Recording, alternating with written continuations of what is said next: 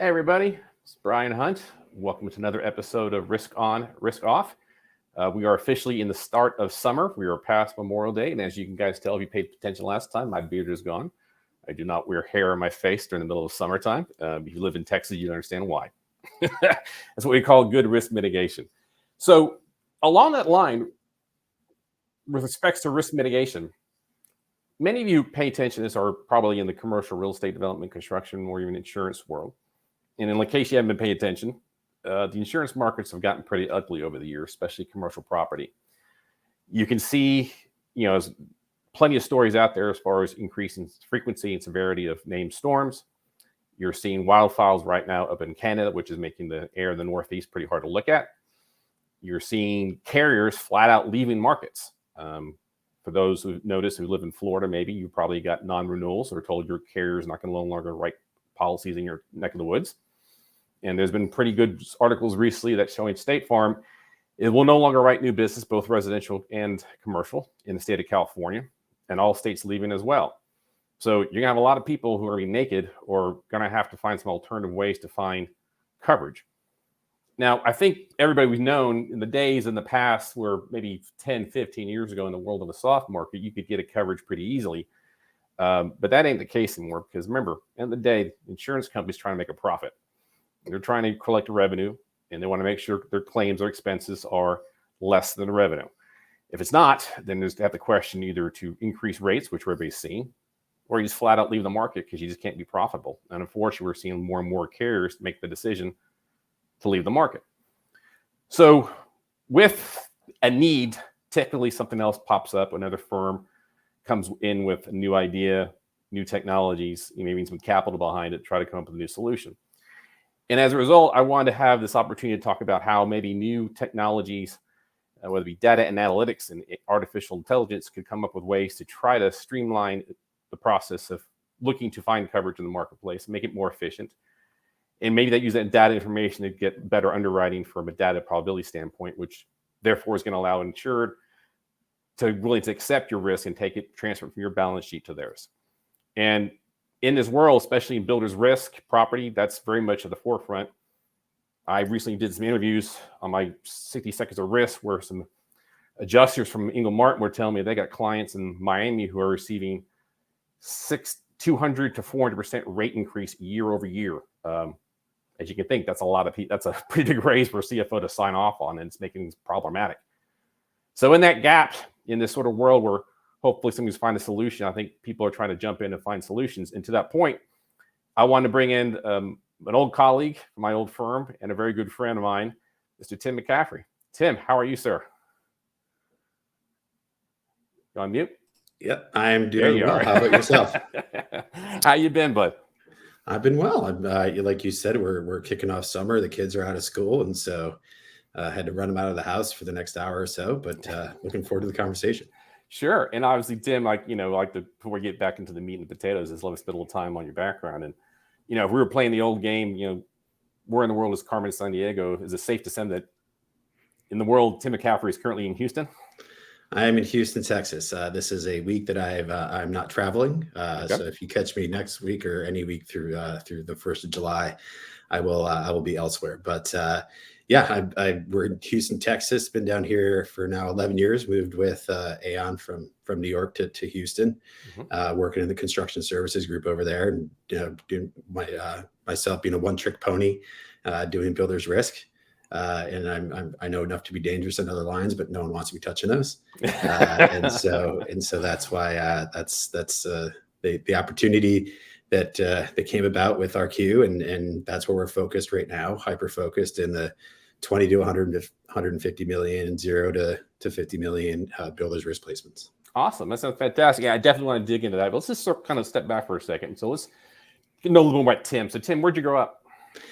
I grew up a couple different places. So I was born in Detroit, moved to Connecticut when I was really young. And then my father was at Frank B. Hall, and they got bought by Aon. So we moved to Chicago. Okay. So I grew up in Chicago. So my allegiances are Bears, Bulls, Cubs, and Hawks. So where in Connecticut did you go live? We were just outside the city. Outside where? New Haven or Hartford? Yeah, New Haven area. Yep. long story short, because I got a lot of family friends and my parents are originally from Connecticut. Actually, Okay. when I was a freshman in high school here in Dallas, Texas, my parents moved to Simsbury my freshman year. Oh, sure.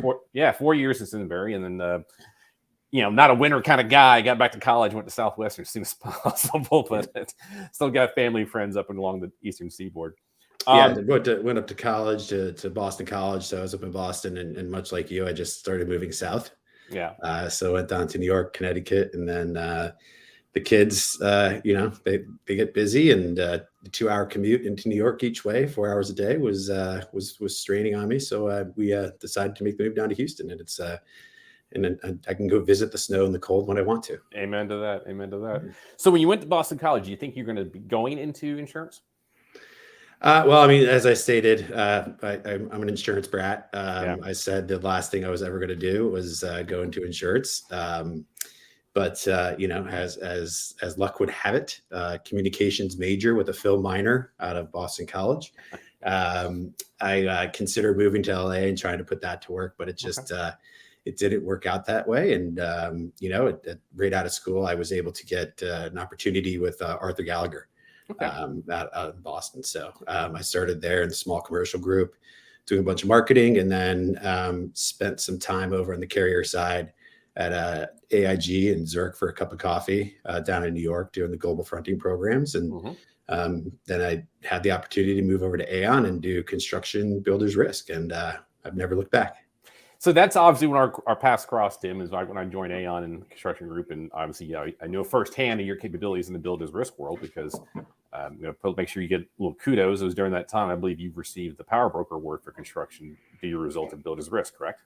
Yes. Yes. Good for you. Well, hey, you earned it. You deserve it. And that's a testament to what you've done in the past. So, yes. Thank you. So obviously, I know you've been in the trenches for years.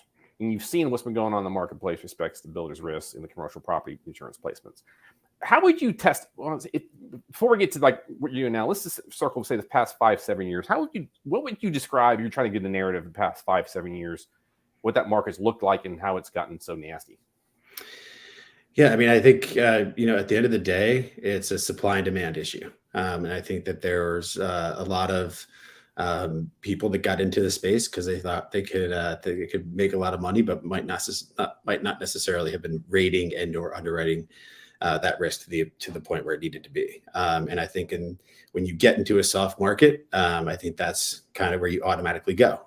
So we wanted to chase to the bottom to get the best results for the client. But I'm a coverage wonk, as my former manager used to say about himself. And I'm not necessarily all that concerned or focused on the price at first.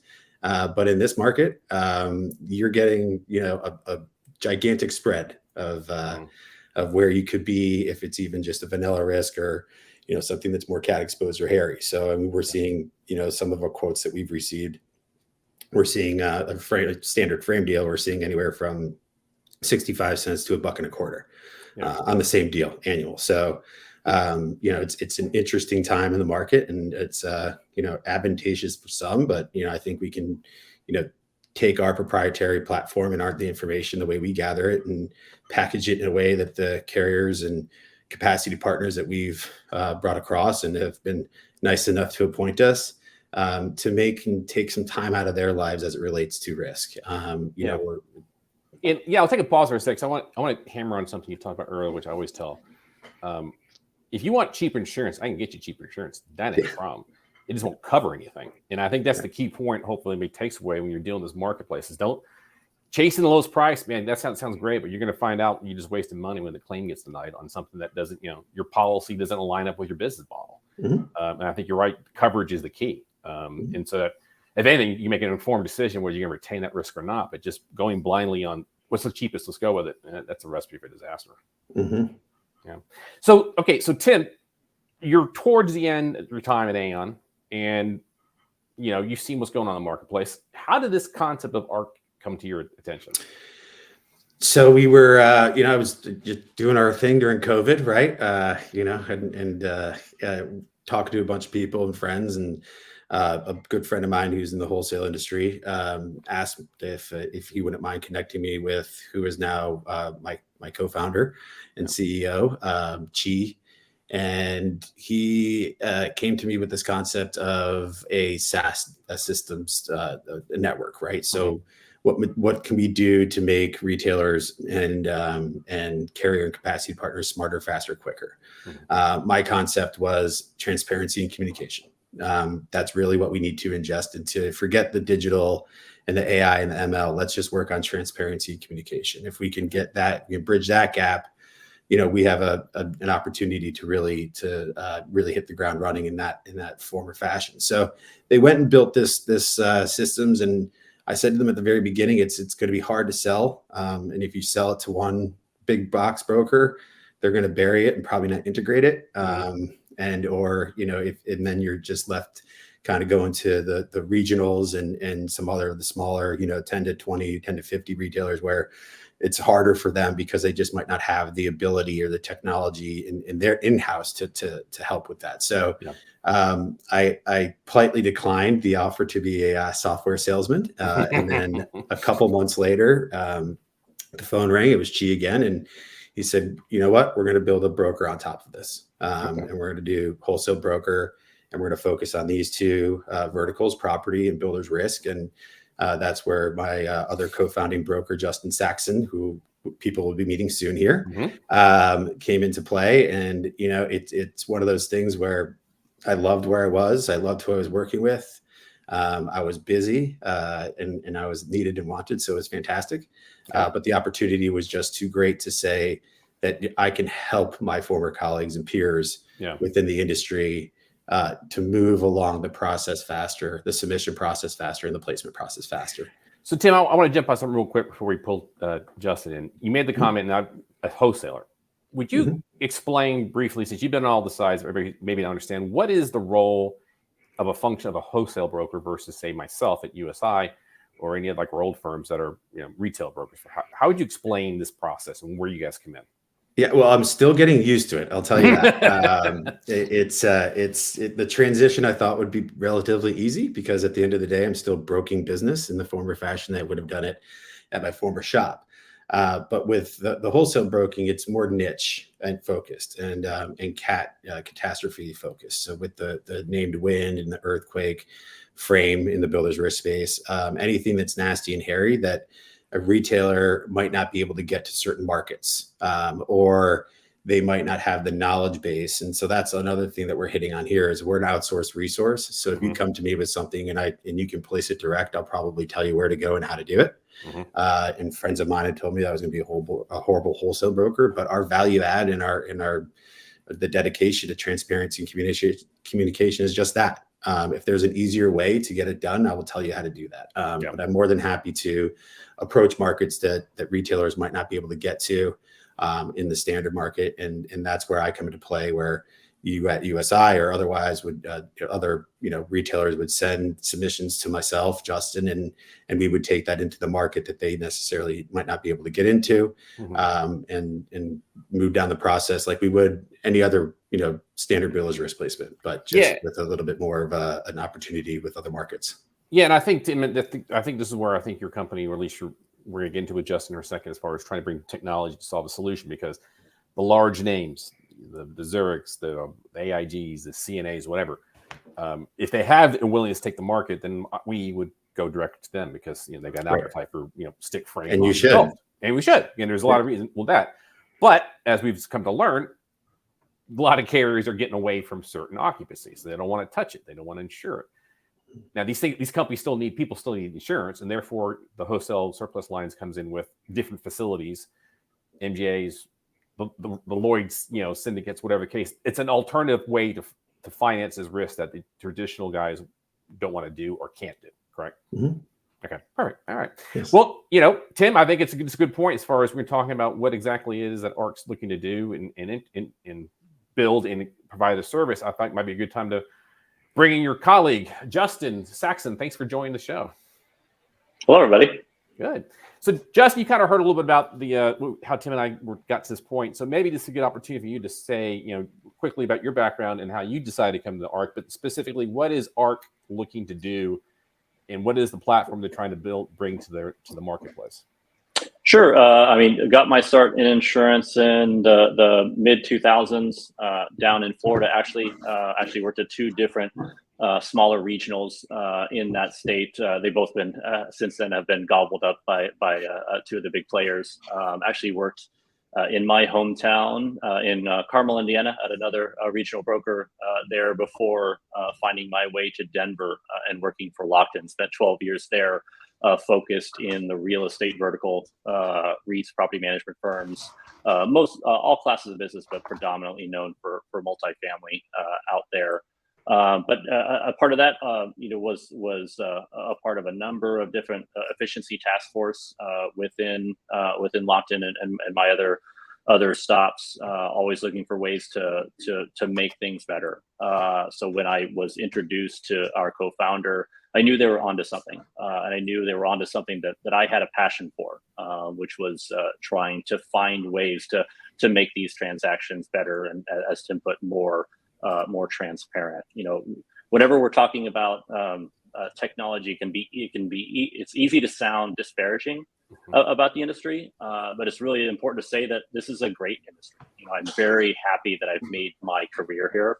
But there's no question that we fall behind in regards to efficiency, technology. And I think one of the things that we've noticed is most of the players out there, they're all trying to solve it, but they're all trying to solve it in a silo. And the approach we're taking is really finding ways to create connectivity with digital data, and how can we enhance our technology and help it infiltrate the industry easier. So that's one of the approaches that we take. Great. Yeah, I really want to dig in that. Maybe kind of walk from like your beginning to end of your process and how you're trying to make this process more simplified. But for everybody who's watching and pay attention, if you have a question for either Tim or Justin, please add in the bottom right hand corner, it says add a comment. Please go ahead and type in your comment there, and then as long as you keep it clean, I'll bring it up to bring the Tim and Justin to answer. So so obviously people like myself. I mean, I've been in the brokerage world and in the brokerage world. There's still the process. You send a workbook to a client, they come back, send it to you, you put it together, you send it off to your different contacts, and they review it. And there's a lot of emails going back and forth. And I got to look, honestly, I was walked into it, the brokerage world about 6 years ago. Like, God, it seems kind of inefficient. Where's the technology? How can you streamline this process? Maybe kind of walk through what is that you guys are looking to you're looking to address to make this thing simplified. As far as how would somebody brand new to this figure out, hey, this sounds pretty interesting? Well, most importantly, what we do on a process is we try to build all our processes so that our end users don't necessarily have to do anything differently. When we receive a submission, we're still receiving a submission in the standard form, which has a lot of where the issue lies. There's a lot of data that is trapped in analog sources. It's in documents, it's in spreadsheets, it's in people's brains. So a lot of what we do is just trying to find ways to digitize and ingest that information in as easily and seamless way possible without requiring that the end user has to go into an online application or whatever that might look like. We're trying to build out so we're doing the bulk of the work to make it as easy on them. So sending all your documents as they are, and our behind the scenes, what we're doing is taking data out of those, and then once it's digitized, it can be sent in any format that is needed. So that's where we're working on the capacity side to understand, how do you need to receive submissions? Yes, we can send an email with all the attachments, but how can we go a step further and make sure that we're packaging data that's pre-qualified, that is organized exactly the way they are saying aids their processes to make them more efficient, and keep iterating from there. But there's a lot in between there, but the bulk of it is those two sides. How can we just make it a more streamlined process? And in the middle, how can we be transparent? So there's always a place where everyone is fully informed. They know what the deal is. They know what I'm doing, what Tim's next step is, what the retailer's next step is, to break down those walls of communication. So everyone's always on the same page. Yeah, Brian, you kind of said it. I mean, it starts with email, right? That just very basic blocking and tackling. And far too often, I was sending out emails that I, had multiple files that were too large. So your email, 1 of 3, 2 of 3, 3 of 3, and 2 of 3 had the geotech. So they didn't get the budget that was attached to 2 of 3 because the geotech was too large, right? And then you're going back and trying to figure out where, who has the ball and whose move is it. And then obviously all the documentation. Am I looking at draft version 1 of the budget? Am I looking at the final schedule?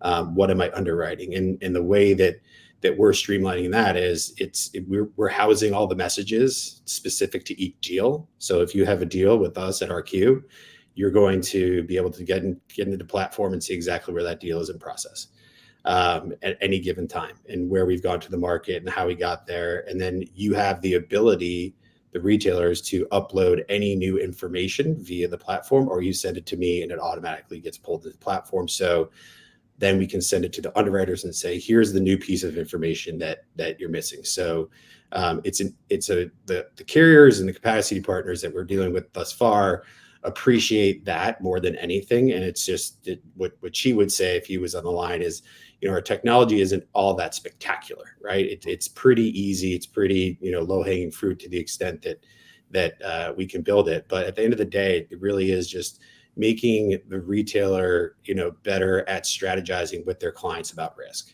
giving you time back to do that. So don't spend 3 weeks trying to put a pretty submission together. Just send it to us in the Ross format. We'll do it for you. Send it back to you. Now we can start talking about it and strategize around that. And then also, get it to the markets that are going to have the appetite to write it. And once we start, more and more submissions are coming across our desk, we're defining what those boxes are. But we're not going to, our promise to the carriers is we're not going to send you something that you said no to 6 times. Yeah. If that is not in your app, if you don't write in Florida, you will not see a submission from us in Florida. We're not going to, necessarily go out and block that market for you because the underwriters don't have the time and the energy. Yeah. And that's really the value add that we have there. And then with our risk narratives, we're just doing what Justin had alluded to before, a lot of pre-qualification. So when you have, a high crime score, the underwriters are going to run that crime score, and that's great. But sometimes you look at it, it's over 100. But if you really peel back the layers, we go to what does this mean for our risk, right? So if it's heavy arson, that's important. But if it's, a lot of petty crime that makes that score over 100, then we peel that back. And now we're not going to show you just the number that we came up with. We'll show you the 100, and then we'll explain why, we think it's a better risk, or why it's an opportunity for underwriters and capacity players to play in that box with us. Yeah.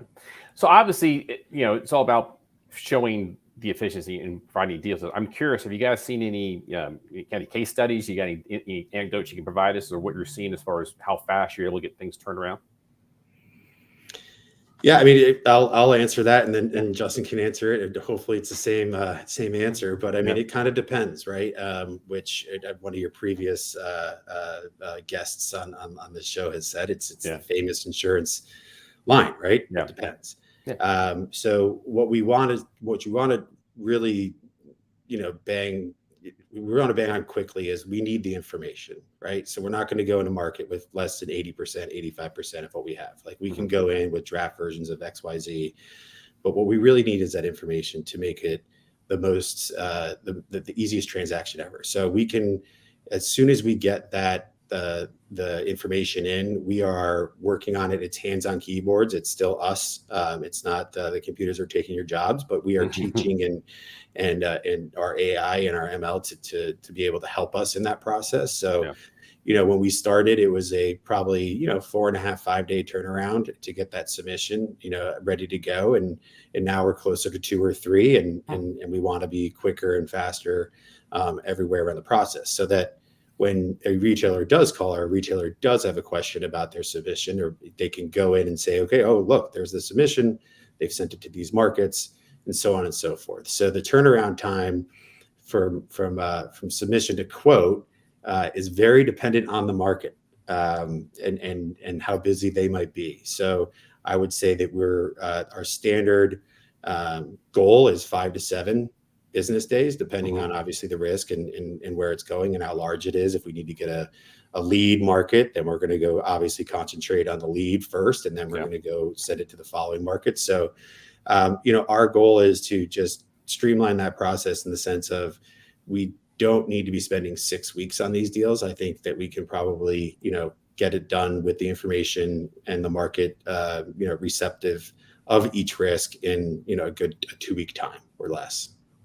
Awesome. Justin, did I say too much? Or? Yeah, no, that's great. I mean, it really comes down to the key point of our value proposition is really using technology so we can empower the players on both sides of the transaction to be equipped and educated enough to make decisions faster.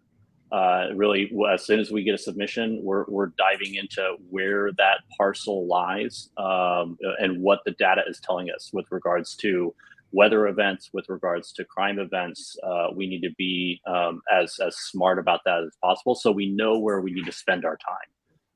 And when we go back to our retail partners, and if there is additional information we think that we need to gather, whether we can go out and source it ourselves, or we need from some help from the retailer or the client themselves to get them some information, we want to be as informative as possible as why, and show them that more granular, nuanced geospatial data on why we're asking those certain questions, because it all weaves into how we need to present this opportunity to the marketplace. And then on the flip side, how do we make sure that we're sourcing those, we'll call them the areas of concern, but how do we source those in a way that we're also showing more complementary data that addresses those concerns and making sure that everyone sees them faster. So, everyone's operating with the same problem, so to speak, with regards to efficiency and lack of technology. So, that's where we're here to help,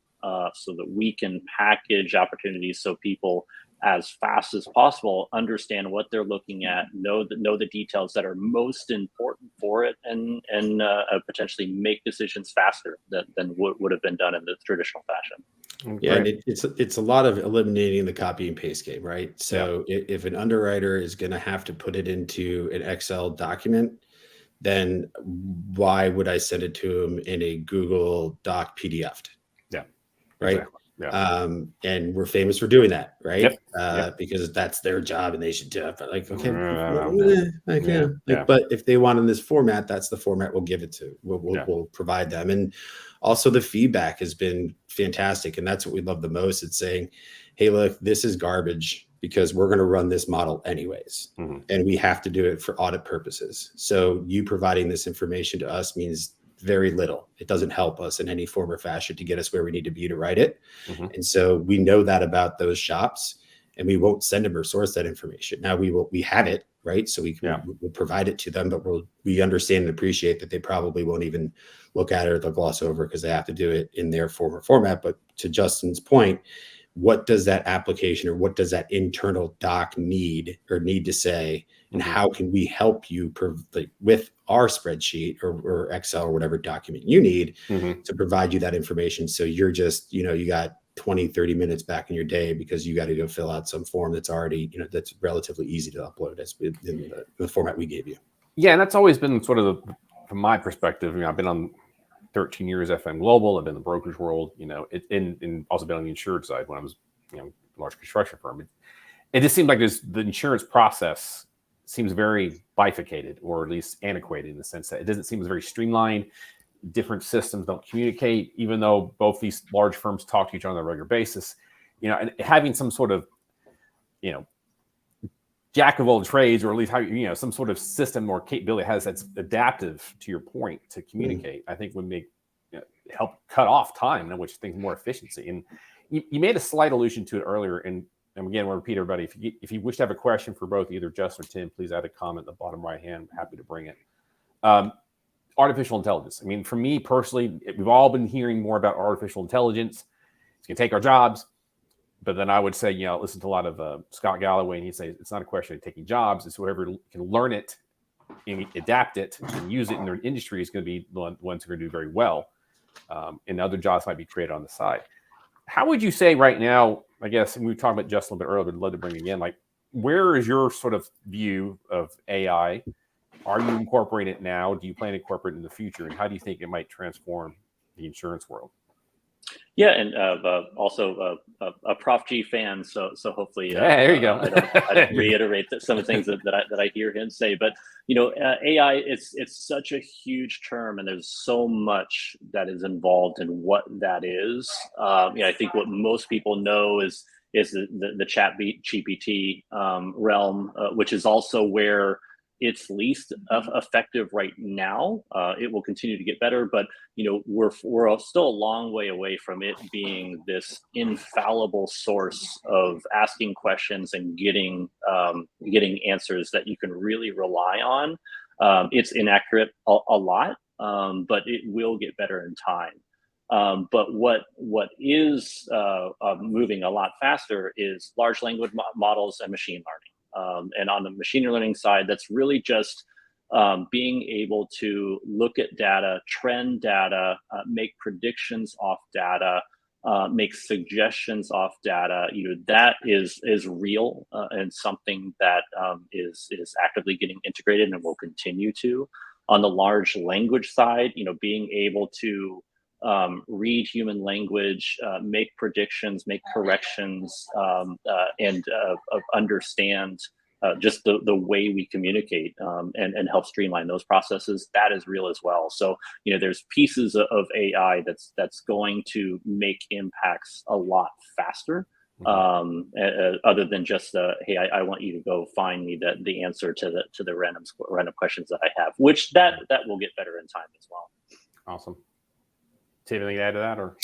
Yeah, I mean, what we do is essentially we have our proprietary platform, and that's what we utilize the most. And we are we work with a lot of very, very smart people, some of which I think know more about insurance than some of the industry in the time that they spent to help us build what we're building. It's kind of crazy. The best thing that we have at our fingertips is if you came to me and said, it would be cool if Justin and I can take that back to our software engineers who we're talking to on a daily basis. We are all over the country, but we talk on a daily basis. Thank God for these avenues. But I would just say with the AI and the ML, it's a slippery slope. And I think Justin kind of hit the nail on the head. I think we are going to utilize it in the manner that we can. But I think we also have to be very cognizant of that we're still in the insurance industry that is quite archaic. So we have the opportunity to improve, but at the same time, it's still it's a people, industry, right? Like right. We are going on site visits, right? You can't send a robot on site visit yet. So we're going to have to walk the sites. We're going to have to meet the people. And that's the relationship that's my favorite part of the job is getting to know the people that are behind everything. And I think once our value add is out there, and it has been, I think everyone understands, like, it's okay, right? Like give them the information. They're not just going to feed it into a computer or model and spit something back out. So we're very much hands on keyboard. Nothing leaves the Stratus, our arqu platform, without Justin and myself doing quality control checks and whatnot. So that's the other thing too, is we want to make sure that when you are getting something from us, it is nearly 100% accurate, because are going to be times that it's not. But AI and ML can't do that. No, but I think from my perspective, where I see it, you made a point. Insurance. I tell people construction insurance are very similar. They're very much two industries, very based upon relationships. Mm-hmm. And I tell people they're in a sense like they're both big industries. Everybody knows each other, and don't be a jerk, because reputations can precede you. And if you don't deliver, your word is going to get out real quick. Mm-hmm. But that being the case, especially insurance, I mean, there's a lot of inputs, data strokes, blah, blah, blah. There's a lot of, human error capability, and percentages, whatever. There's a lot of opportunities for humans to mess up the process. And for me, if there's a way to, utilize the technology, as long as the data is clean and proper, to use it, clean it up, spit it out, manipulate it, it reduces the chance of error in the sense that you have errors in coverage or error in exposure, or it doesn't line up your policies. And for me, I don't ever see the human component in insurance. I was truly removed by AI, because I mean, Tim, you and I both know, and Justin probably saw as well. Sometimes it gets down to a claim, and I had a prior client, and that's our prior guest on here, who made the comment that he's a coverage attorney. Insurance contracts are the most adjudicated form of transactions in the world. And I thought, well, damn, because a lot of times it's a question of that comma or that word or with the intent of the writing, and that gets hashed out by individuals in claims or mitigation or arbitration, and it can be done by AI.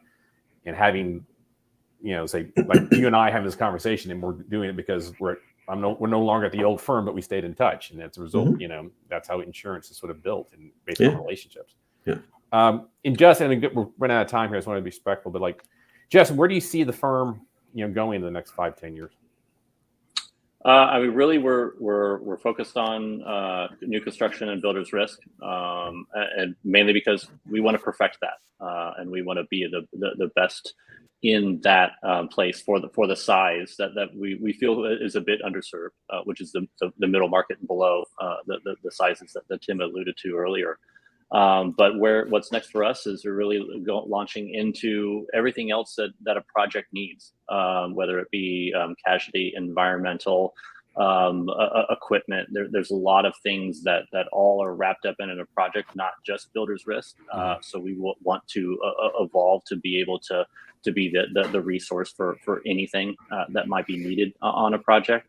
And then the sky's the limit as far as the additional lines and marketplaces that we launch into. We'll be very responsive to what we hear from our clients and our retailers as far as where the need is for more efficiency, for more technology. So we'll focus our attention on essentially where we're told is the best place to go, as well as on the capacity side. Where is there a need for a more efficient distribution partner for certain projects? So we're constantly in those conversations to decide what's next. Awesome. And in a nutshell, Justin, right now in this marketplace, where would you say you guys have the most success trying to find solutions? We're talking stick frame construction in the Gulf. So what's kind of your sweet spot right now? Yeah, I mean, we're wholesale players. We're in the E&S space, so for the frame is the game. That's the one that needs more of that personal touch and needs better shepherding in the marketplace with the processes and the data that we're trying to do. So that's what we're focused on. But there's no project that we don't have the capacity to go after. But just was purely because of the space that we're operating in, the marketplace that we're focused on. A lot of it is frame, but we're still seeing the non-combustible and other civil type projects as well. Awesome. Justin, hey, I want to thank you so much for time and jumping in on this short notice. I'll let you have the rest of your day back. You bet. Thank you so much for joining. Appreciate it. Yep. Thanks, Justin. So Tim, we're wrapping up here. So I'd like to, finish up with the business. Let's talk about the personal. So Tim, when you're not working, what are you doing? Shepherding is Justin is one of his favorite words, so I'll use it. I'm shepherding and carpooling my kids around. They're 12 and 14, so we're in that part of the game. But right now, it's a lot of travel for me. So I'm out and about, but I'm a big fan of golfing and taking the dog to the dog park every day here. So besides that, it's just spending time with family. Awesome. And that's really the opportunity for the summer. So we're going to do a lot of that and get the cousins together in certain different places of the country. So it's I'm not a huge fisher. I'll go fishing, but I'm not too passionate about really one or anything. So you're traveling all this time. You're probably on planes. You got some downtime. Any podcast books you prefer or recommend to anybody? No, I haven't really taken the opportunity to do that. I mean, it's one of those things where I will be taking a week off here, and I do have a couple books that my wife has read and put aside. All right. That I'll probably take a deeper dive into that. So I'm not, looking at the computer all week, but time being what it is, I haven't had the opportunity to really take a deep dive into anything good recently. But a lot of what we see is or what I get is things that people are reposting or suggesting via LinkedIn or otherwise, because there's just a lot of good people out there giving you good ideas. So I'll take a couple of those and download them and listen to them on the plane. Awesome, very good. Yeah. Hey, Tim, it's so great to catch up with you. Best of luck with the new venture, and obviously, hope to see you again on the show. Yeah, Brian, I really appreciate it. Thank you for approaching me, and I saw a lot of familiar names and faces on the RSVP. So Yeah. I hope we didn't take up too much of your time or your day, and this was helpful. But I really appreciate the opportunity, and thank you very much. You bet, Tim. Take care. So as we talked about, everybody, in this marketplace, trying to find solutions can be difficult, especially when you're big name carriers that you see advertising all the time on PGA Tour don't necessarily want to do it, especially as we talked about currency in the marketplace for builder's risk and construction of apartments, stick frame. Not a lot of love for that in the marketplace. So in order to find a solution for your clients or find a solution for your firm, you got to get creative or at least go outside the boundaries.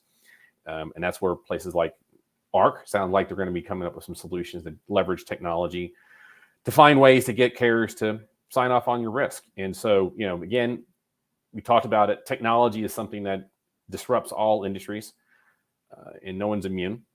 And as we've talked about in the past, construction has kind of slowed it uptake, but we're going to see more adaptation in that. And I think insurance is no different in the sense that as things get more scary out there, and we've all seen some pretty seismic risk changes in the past 3 years, whether it be war, pandemic, supply chain disruptions, climate change, and the results of that.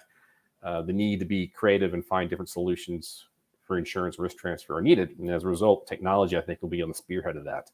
As we talked about Scott Galloway's, the question of artificial intelligence and technology doesn't necessarily take away jobs. It might create more jobs on the side, but the question, you want to be the person who gets on the tip of that, understands it, leverages it, and tries to incorporate that. There's the old saying, if you hate change, you're going to hate irrelevancy more. And that's what's going to happen to any industry if you don't adapt to technology to stay ahead of the curve. If not, just going to pass you by. As all times, guys, thanks for joining us. Hope you found it beneficial. If you have a topic that you'd like to see covered or individual you'd like to see on the show, please let me know. You can find these on my LinkedIn post and YouTube as well. Going forward, hope to see you next time.